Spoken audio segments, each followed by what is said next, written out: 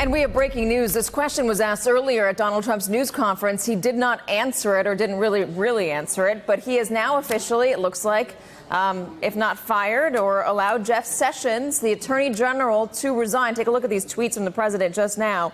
We're pleased to announce that Matthew G. Whitaker, Chief of Staff to Attorney General Jeff Sessions at the Department of Justice, will become our new acting Attorney General of the United States. He will serve our country well. We thank Attorney General Jeff Sessions for his service and wish him well. A permanent replacement will be nominated at a later date. Pete Williams is with us now. Pete, what happened? And I guess this was somewhat expected, if not expected, this particular afternoon. Yes. First of all, Jeff Sessions, I'm going to hold it up here to get clear of the graphics. Jeff Sessions has sent this letter to the White House Chief of Staff, and the first line of it says this: "At your request, I am submitting my resignation." Now, the letter's addressed to the president, but it was delivered through the chief of staff.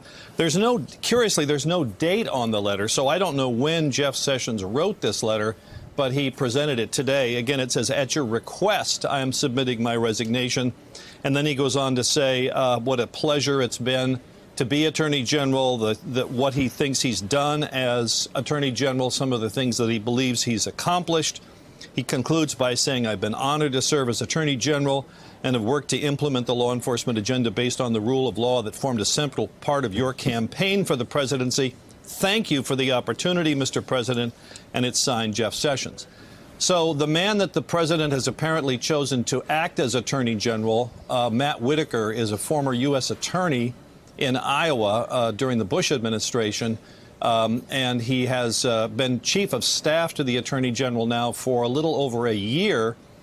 And under the Federal Vacancies Act, the president can make anyone who's had a senior position at the Justice Department acting Attorney General. So let's think this through here, Katie. What this means is that Rod Rosenstein will no longer be the person in charge of overseeing the Robert Mueller investigation, because under the special counsel rule, it's the Attorney General who oversees the special counsel. Now, that wasn't Jeff Sessions.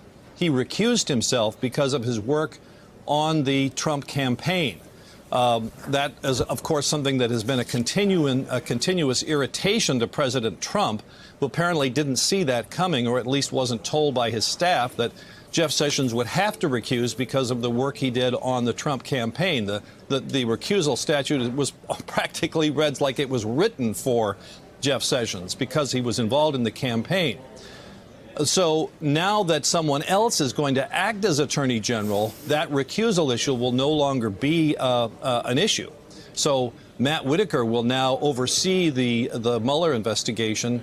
It won't be Rod Rosenstein doing that anymore. Pete, do we know anything about Whitaker and how he stands on this investigation, on the Russia investigation, where he stands on it? No, he's never taken any public positions on it. His name may be familiar. He was a conservative commentator for CNN for some period. I don't know how long, but he's been the been the Attorney General's chief of staff now for about, my recollection is about a year, ever since Jody Hunt, who was the original chief of staff, became the head of the Civil Rights Division at the Justice Department, left that job to become head of the Civil Rights Division at Justice. So a lot of moving parts here. The president, normally speaking, when there's a vacancy in the office of Attorney General, the law says that the number two person takes over, and that would normally be Rod Rosenstein. Normally, the Deputy Attorney General would act as Attorney General. This is what's happened before. For example, when Janet Reno stepped down, Eric Holder became the acting Attorney General. So this is the normal procedure for these things. But there is a separate federal law, the Federal Vacancies Act, that the president has used before that allows him to put someone else in that job. And that's what apparently he intends to do here. Pete, let's read into this. Why didn't he put Rod Rosenstein into that position? Well, your guess is as good as mine. He doesn't explain it here. As you know, the president has been critical of Rod Rosenstein, although in recent days he seemed to have a sort of coming together of minds with the Deputy Attorney General after that New York Times story suggesting that the Deputy Attorney General wanted to have somebody wear a wire around the president, which Rosenstein strongly denied. So now he's chosen someone else. He's been critical of Rosenstein in the past, thought he wasn't aggressive enough. And I frankly don't think it's a big surprise that he didn't allow Rod Rosenstein to take over as Attorney General. I don't think anyone expected that the president would do that. Hey there, I'm Chris Hayes from MSNBC. Thanks for watching MSNBC on YouTube. If you want to keep up to date with the videos we're putting out, you can click subscribe just below me or click over on this list to see lots of other great videos.